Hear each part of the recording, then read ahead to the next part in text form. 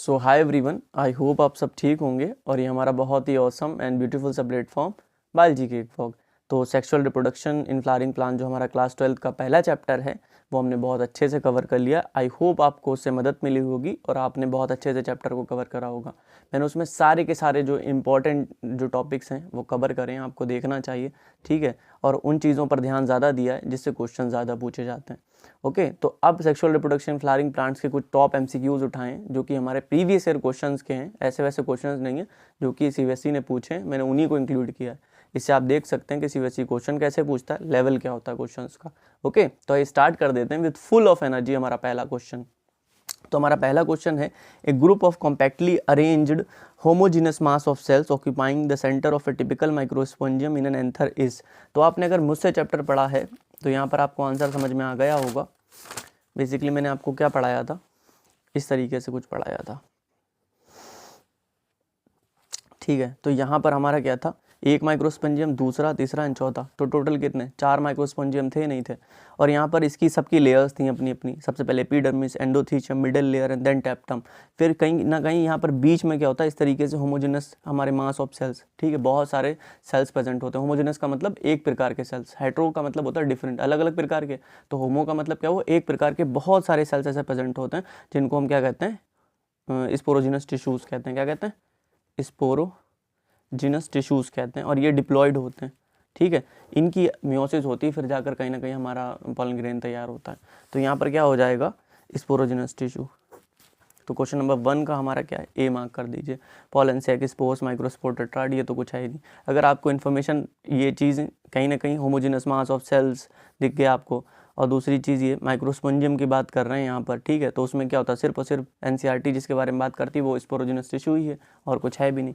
तो question number 2 यहाँ पर हमारा क्या पूछ रहा है, Which one of the following is not found in a female gametophyte of an angiosperm। तो फीमेल gametophyte हमारा एंजियोस्पर्म का क्या होता है, एम्ब्रियो सैक। अगर आपको उसका स्ट्रक्चर पता होगा आप एक एक चीज़ निकाल सकते हो। तो यहाँ पर germ pore, filiform apparatus, synergid and central cell. तो जर्मपोर नहीं होता उसमें, जर्मपोर हमारा पॉलन ग्रेन के अंदर होता है।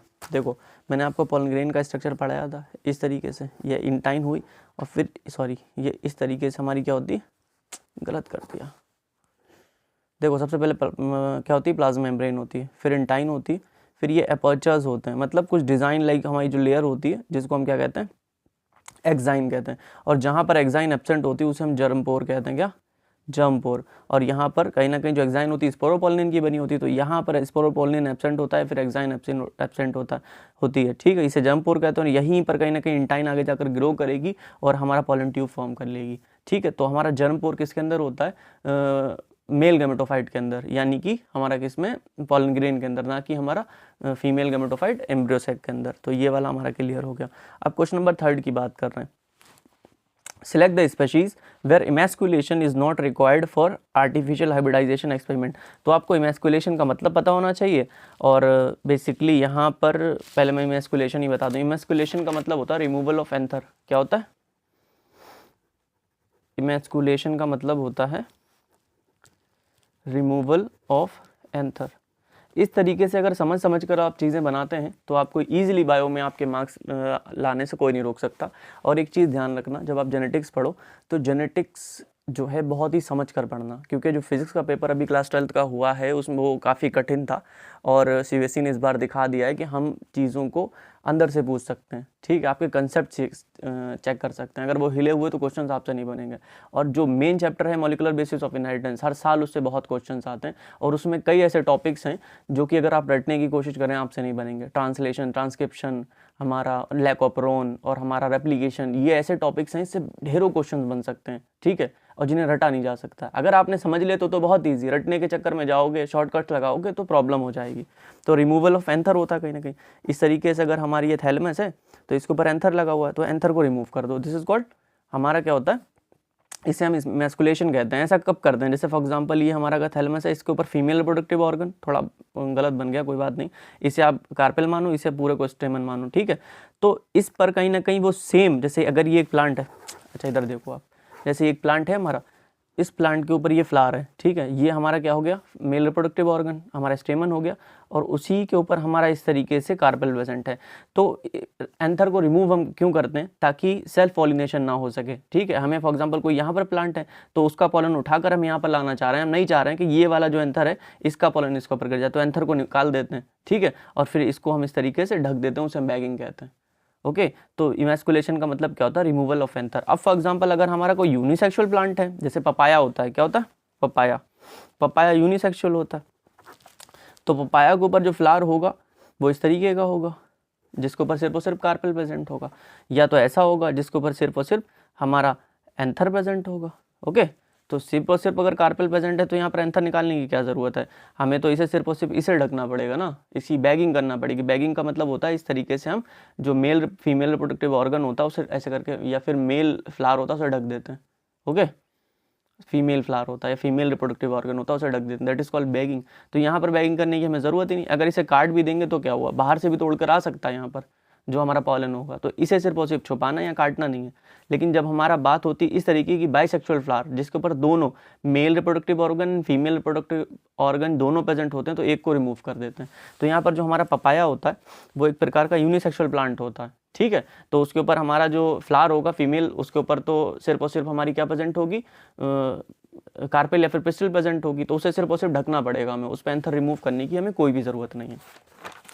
तो क्वेश्चन नंबर 4 हमारा है self pollination is fully insured if, कह रहे हैं सेल्फ पॉलिनेशन होना ही है, ऐसा कब होगा, तो कह रहे हैं फ्लावर इज बाइसेक्सुअल, ठीक है, फ्लावर अगर बाइसेक्सुअल है सेल्फ पॉलिनेशन होगा, style is longer than filament, the flower is cleistogamous and the time of pistil and anther maturity is different. तो यहाँ पर आंसर नंबर सी होगा। मैं आपको बताऊँ, मैंने जब आपको चैप्टर पढ़ा रहा था तो एक एक चीज़ इस तरीके से समझाई है, जिन्होंने पढ़ा वो भूल नहीं सकते।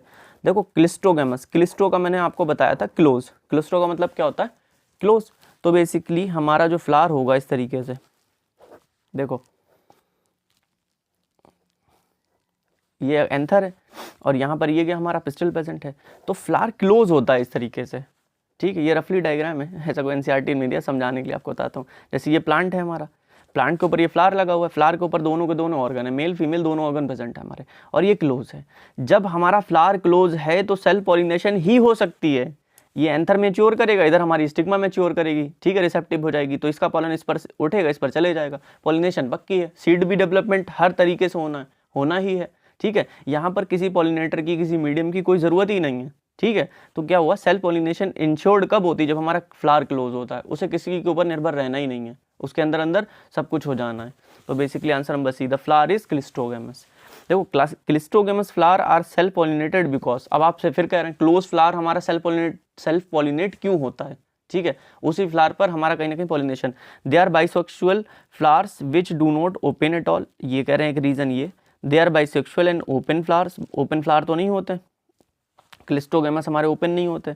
दे आर यूनिसेक्सुअल, ओके, यूनिसेक्सुअल भी नहीं हो सकते, अगर यूनिसेक्सुअल फ्लावर होगा उस पर, अगर बंद है तो कुछ होना ही नहीं है। They are stigma mature before anther dehisce, okay, their stigma mature before anther dehisce, नहीं, दोनों को एक साथ ही होना। दे आर बाइसेक्सुअल, ओके, हमारा जो फ्लावर है बाइसेक्सुअल होना चाहिए, बाइसेक्सुअल का मतलब बेसिकली जिस पर मेल और फीमेल फ्लावर दोनों के दोनों प्रेजेंट हैं। विच do not open at all, यानी कि वो खुलते हैं ही नहीं, जब वो खुलेंगे नहीं तो कहीं ना कहीं सेल्फ पॉलिनेशन ही पॉसिबल है ना, बाहर से क्रॉस पॉलिनेशन के कोई चांसेस ही नहीं। तो यहाँ पर ऑप्शन ए हमारा क्या हो गया, करेक्ट हो गया। डी भी गलत है, दियर स्टिग्मा मैच्योर बिफोर एंथर डहिज, अगर हमारा यहाँ पर जैसे स्टिग्मा है, ठीक है, ये एंथर है, एंथर की मैच्योरिटी से पहले अगर ये मैच्योर हो जाए, ये रिसेप्टिव हो जाए, तो एंथर पर से पॉलन आएगा बेसिकली, तो पहले पॉलन तो इमेच्योर है ना, तो इसमें पॉलिनेशन कैसे पॉसिबल हो सकती है। अब यहाँ पर क्वेश्चन नंबर 6 है, the floral part that develops into a fruit in Apple, ठीक है, तो यहाँ पर स्ट्रॉबेरी लिखा हुआ था लेकिन पीवाईक्यू के अंदर एप्पल था, इसलिए मैंने एप्पल ही कर दिया। तो थैलेमस जो होता है नॉर्मली हमारा क्या होता है, फॉर एग्जाम्पल इस तरीके से अगर फीमेल रिप्रोडक्टिव ऑर्गन है, ये हमारा दिया हुआ कार्पेल, तो ये ऊपर वाले हमारा ओवरी होती है, ठीक है, अंदर क्या होता है, ओव्यूल होता है, तो ओवरी से बनता है फ्रूट, ठीक, और जबकि ओव्यूल से बनता है सीड। तो नॉर्मली हमारा जो ट्रू फ्रूट होगा हमेशा ओवरी से बनेगा, तो जब थैलेमस से कोई अगर फ्रूट बन रहा है, एप्पल बन रहा है, तो वो ट्रू नहीं, उन्हें फाल्स फ्रूट कहते हैं, ये ध्यान रखना इसकी डेफिनेशन। अब क्वेश्चन नंबर 7 है, in water hyacinth and water lily pollination takes place by, ठीक, तो यहाँ पर आपसे कह रहे हैं जैसे वाटर हयासिंथ जिसको हम आइकोनिया कहते हैं और वाटर लिली, दोनों में पॉलिनेशन कैसे होती है? ये होते तो पानी के अंदर, लेकिन इनके अंदर पॉलिनेशन पानी से नहीं होती कभी भी, इनके अंदर होती है इंसेक्ट से एंड विंड से। देखो ये दूसरा वाला, ओके, पानी में होते हुए भी पॉलिनेशन पानी में नहीं होती। इस तरीके से आप याद कर सकते हैं। मैंने बाकायदा फ्लो चार्ट के टर्म फ्लो चार्ट जो था इसका ड्रॉ कराया था, फिर आपको पढ़ाई थी ये चीज़, ठीक है, तो आपको याद होगा। पानी में रहते हैं दोनों के दोनों हमारे प्लांट्स होते हैं, वाटर हयासिंथ और वाटर लिली दोनों पानी में होते हैं, लेकिन पॉलिनेशन इंसेक्ट से होती है या फिर विंड के थ्रू होती है। The body of the ovule is fuse with in the funicle at, तो हाइलम पर होता है। देखो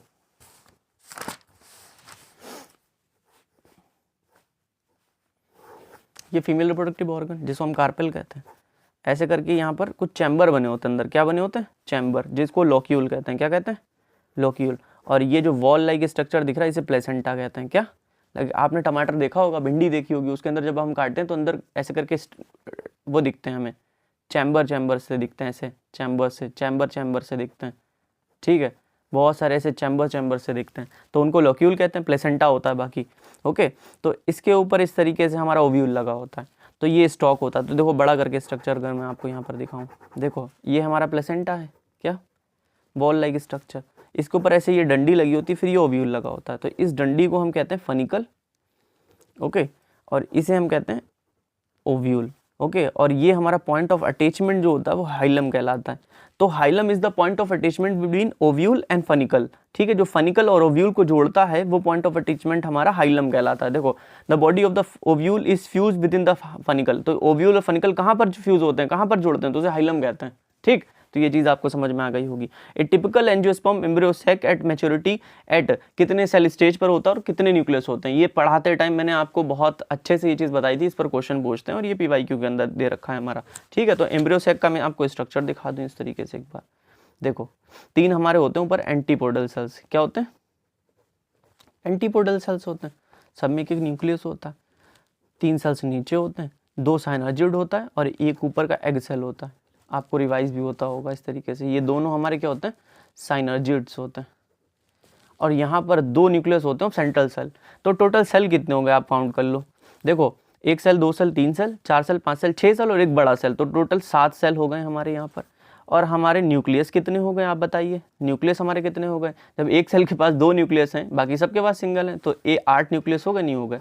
देखो 1 न्यूक्लियस, 2 न्यूक्लियस, 3 न्यूक्लियस और 2 5 और 3 8, तो आप ये समझ सकते हो 8 न्यूक्लियस हैं, 7 सेल हैं, ठीक है। तो ये हमारा ए वाला ही करेक्ट हो गया, बाकी कोई भी करेक्ट नहीं होने वाला है। The ovule of an angiosperm technically equivalent to हमारा मेगास्पोरेंजियम। तो ध्यान रखना जो ओव्यूल है उसको हम मेगास्पोरेंजियम के नाम से जानते हैं, ठीक। 3rd वाला है, हाँ सही है, ये वाला है।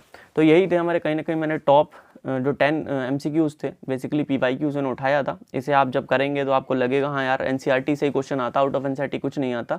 तो मेरे साथ बने रहें थ्रू आउट दिस टाइम, मैं आपकी हर तरीके से हेल्प करूँगा। Thank you guys.